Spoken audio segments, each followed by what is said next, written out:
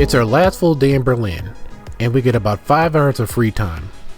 I love exploring cities on my own because I can go at my own pace. I love to take a lot of photos, a lot of video, and I'd hate to be the person that slows others down. It gives me a chance to concentrate on the things I really want to see.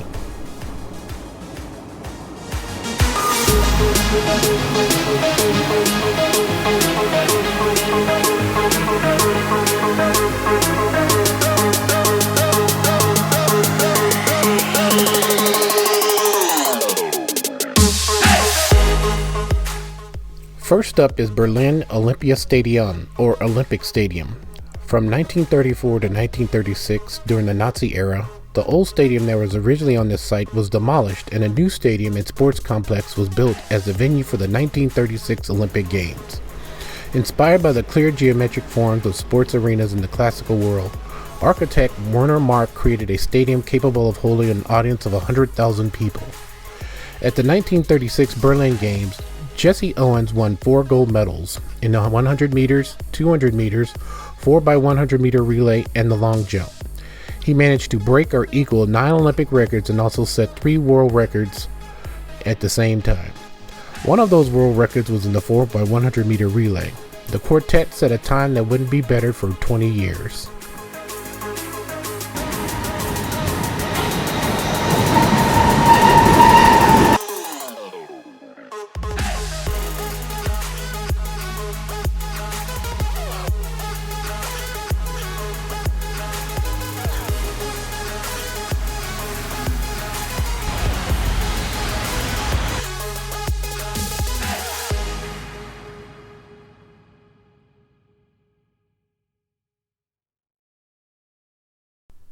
After several public transportation mishaps, I finally made it to a place I really wanted to see.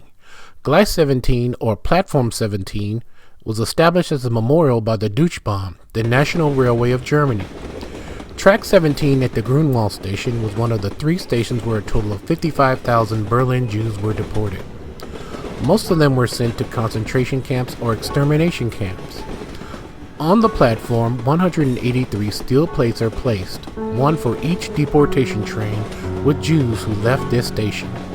Every plate shows the date, destination, and the number of deportees.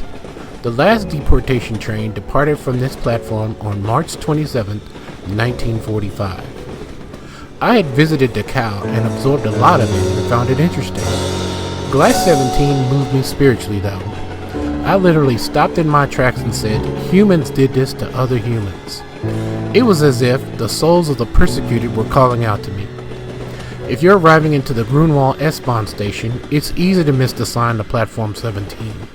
I asked some of the other tourists if they knew what was up there and they replied no. Even though I had scoured several websites for info on Berlin, I really didn't come across this place in much of the literature that I'd watched, especially YouTube videos. It wasn't until I watched a YouTube video of the travel power duo of Jen and Javier of INT Affair. Please check out their channel. It's chock full of info and their signature no BS tips. They shoot it straight, and I'll post a link to their Berlin video and their channel on the description. They're also some of the most approachable YouTube stars around.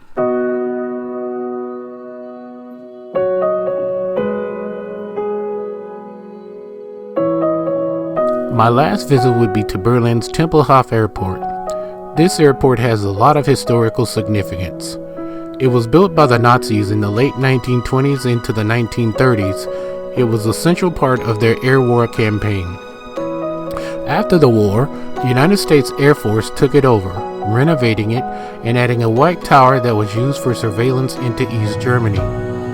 The Soviet Union tried to orchestrate a blockade of land and sea routes to prevent supplies from coming in to West Germany. To counter that, the US and its allies orchestrated what was known as the Berlin Airlift. In the late 1940s into the 50s, the United States and its allies orchestrated thousands of air flights into and out of West Berlin, in which Tempelhof became the central portion of that. Today, Tempelhof is used as a recreation area. You can bike, roller skate, fly a kite, have a picnic, and other things on this historical ground.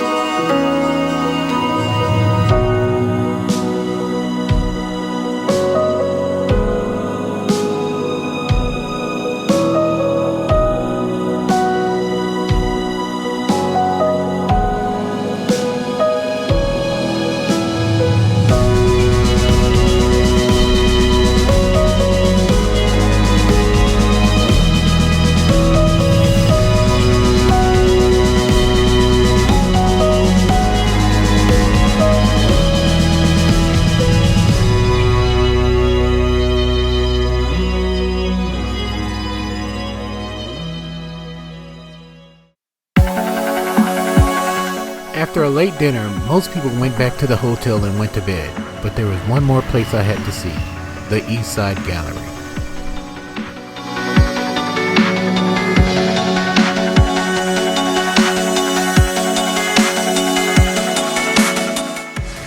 Set upon remnants of the Berlin Wall, this is a fascinating place to see graffiti and great art.